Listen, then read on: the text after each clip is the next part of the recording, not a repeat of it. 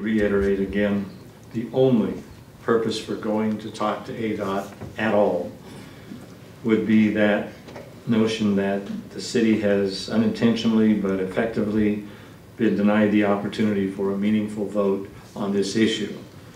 In absolutely no way would I ever want that approach to be anything more than that, from my standpoint at least. I would never want it to be anything that involved a rehashing of safety, daytime or night, lights or not, transfer or not. It's purely about, if we're going to have a vote, votes should be meaningful. It's a fundamental, probably the most fundamental and sacred right we have in our way of government. It's about preserving that fundamental right. And that and only that is the approach that we would take to ADOT. It has to be, as Paul Chevalier said, you know, it has to be, would intend to be purely that kind of a fundamental governance kind of approach.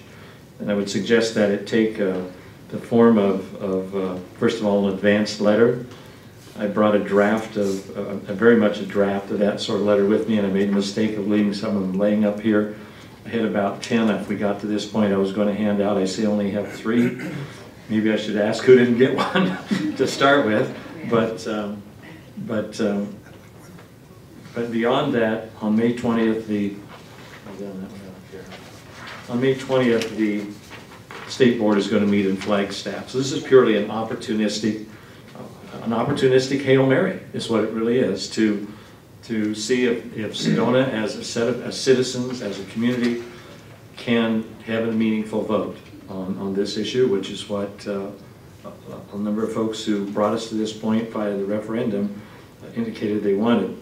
In early June, I understand ADOT will have a work session. We would have to understand that on May 20th that ADOT would not make any decisions at all. We would simply be speaking as part of a public forum at best.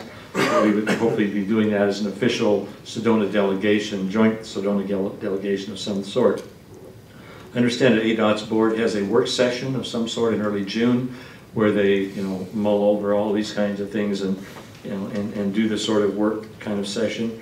And on June 17th, they have their next board meeting, and only on June 17th would there be an opportunity, as I understand it, for them to take any sort of official action to potentially, and that would be essentially D-Day, if they did not take any kind of an action to extend this offer at that point, then we all know that it's over, that any referendum which must be held, because you can't stop it, would be held and would be meaningless, and the Sedona voters would be, as others have said, disenfranchised from the opportunity for the overall community to vote on that. So that was and is my only intention in getting involved in this issue, is to look at it from the fundamental point of letting votes and that sacred aspect of our government be meaningful if we're going to have one. Thank you. Councilor Rayner.